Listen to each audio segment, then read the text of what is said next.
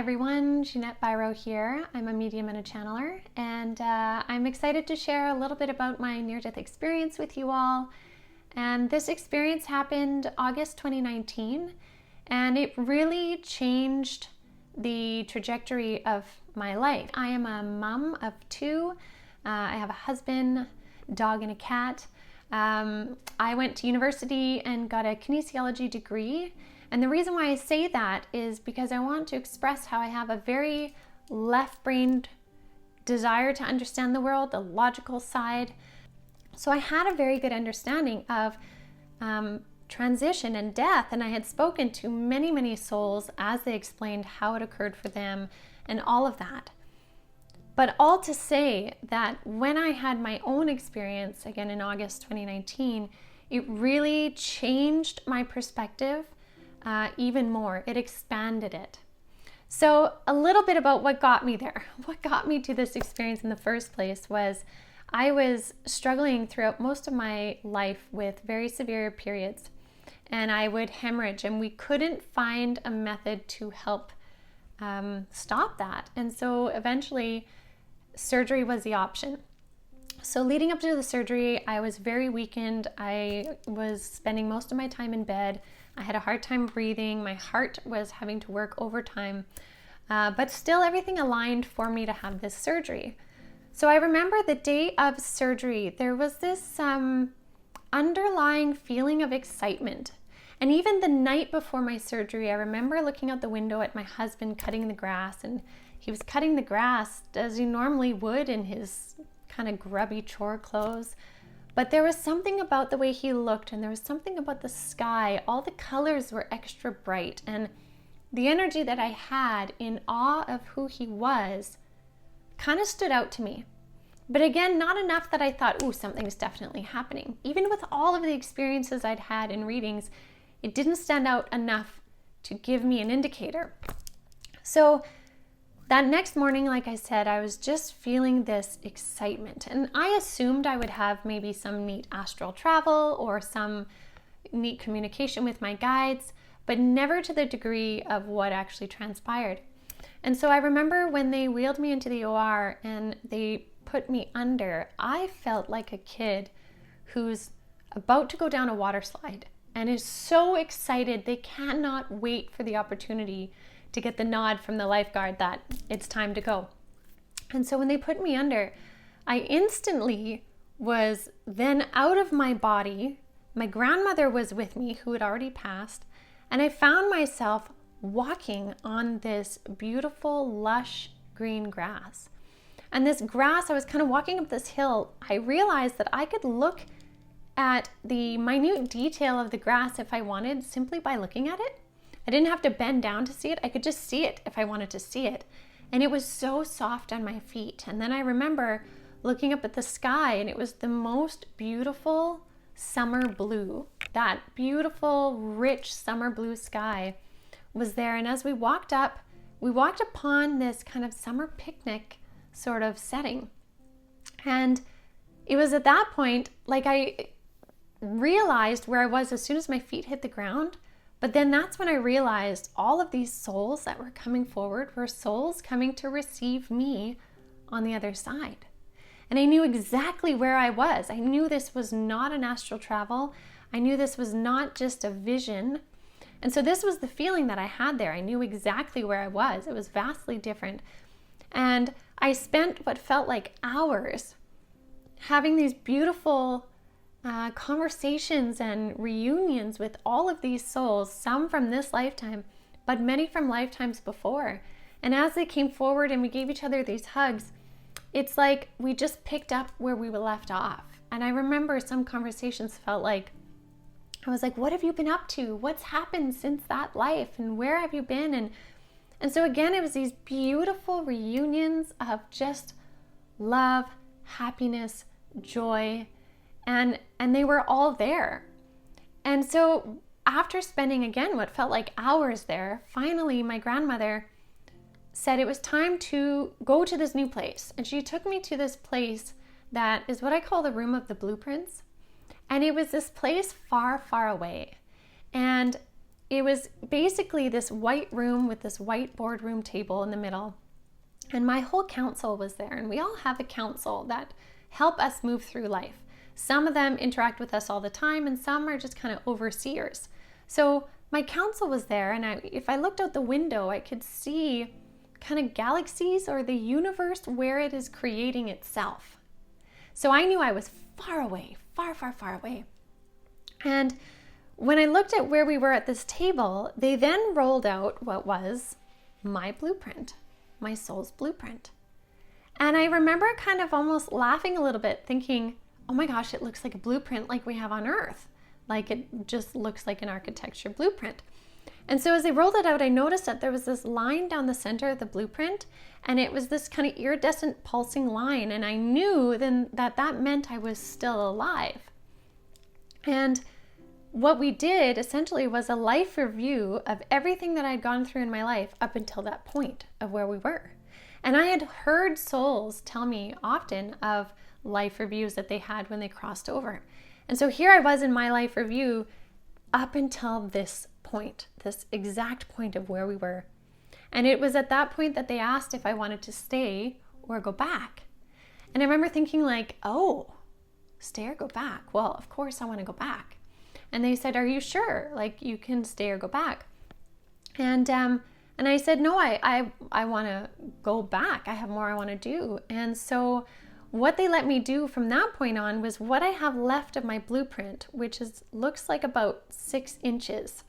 But I can't recall how much that is compared to what we reviewed before. I can't see in my memory past my guide's shoulder. So I can't compare. But what I saw on this part of my blueprint was almost like different fuses along that path. And I had the ability to replace or exchange some of those fuses. And what I learned was those fuses were destiny points, specific lessons my soul wanted. And so Spirit said, you can go in and change the structure of your soul path going back now. And I was like, oh my gosh, this is like that tapestry. And Spirit had always explained to me this tapestry of our lives and the weavings of it. But this was literally the design. And so I remember taking that first fuse and I pulled it out. And they said, you will remember the first one consciously, but not the others until they happen. And so the first one that I pulled out was chronic illness. And I remember when I was pulling it out, I was kind of like, are you serious? Like, you're actually going to let me pull this out and change it? And it was because I had finished my journey with chronic illness. And so I remember taking it out, putting it down, picking up another one and putting it back in, thinking like, yeah, we'll see about that. So I remember going through and changing a couple others. And then when I was done is when they asked me yet again, are you sure you want to go back? And I was shown at this time, and the understanding was given that if I did choose to stay, my body was weakened enough that it would be like a simple switch of a light and I would have a heart attack and they wouldn't be able to revive me. And so it was in this moment and also noticing how much my higher self absolutely loved, respected, and adored my human existence, that I was just absolute in knowing that, yes, I want to go back. I want to go back for my family and my kids.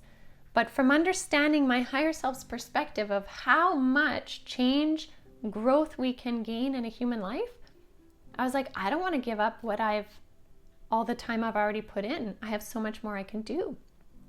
And so when that was decided, it was at that point then that I heard the nurses in the recovery room say, Jeanette, are you awake?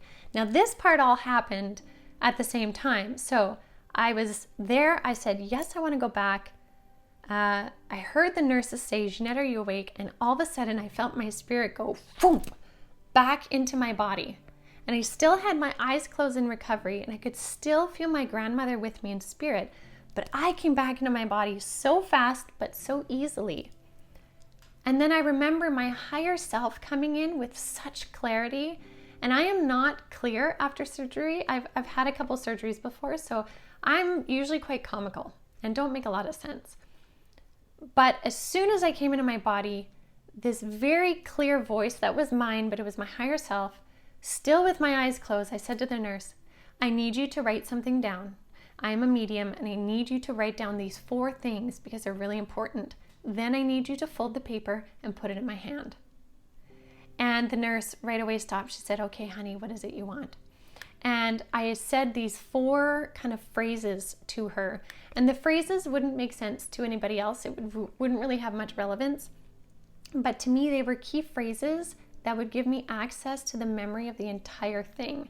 So I remember I held onto that paper. They gave me pain meds, wheeled me into recovery. And I remember at this point, I could just get one eye open. And I gave the paper to my mom and I said, put this somewhere safe, I need it.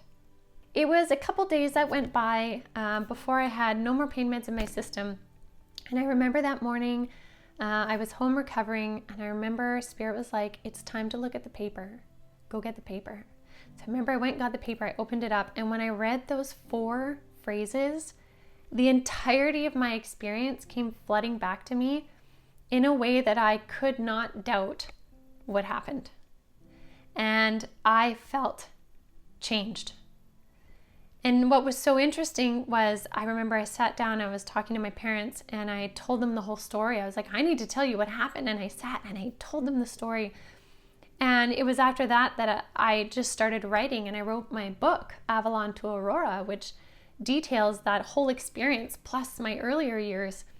And so some of the things that really changed my perspective after having been there was, first of all, how much conscious choice goes into not only the design of our life blueprint, but then conscious choice is also our greatest gift as humans, because that comes in the form of free will.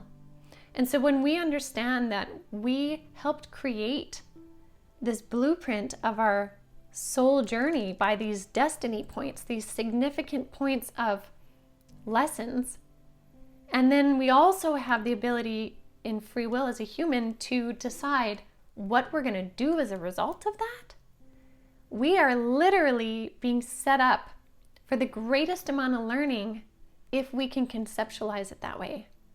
That the things that happen in our path are not punishments, but experiences.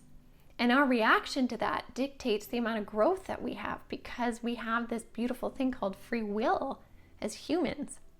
That was something that just revolutionized the way that I live my life now. Is everything is conscious choice. We may have something that happens to us that we don't like, we didn't want, but it's our conscious choice that determines what we do next. And so the whole experience there and coming back and talking about it and sharing it is all about me playing my role in helping to awaken consciousness. And so I'm very grateful that all of you desired to tune in or landed on this video today to hear a little bit of my story. And again, my hope is just that it inspires you to make the most of this lifetime. Make the most of your conscious choices now, and realize that you are so much a co-creator with the universe, and that what you think and do and choose matters. And it really sends out an energy that the universe can then respond to and walk side by side with you on your journey. So I just want to thank you all so much for this time. If you do want to connect with me, you can find me on YouTube, Jeanette Biro Medium. You can also find me at avalonspirit.com. If you're interested in reading my whole story, my book is Avalon to Aurora. You can find that on Amazon. And lastly, do check out the Jeanette Biro podcast. So thank you all so much, and I'm wishing you a beautiful rest of your day.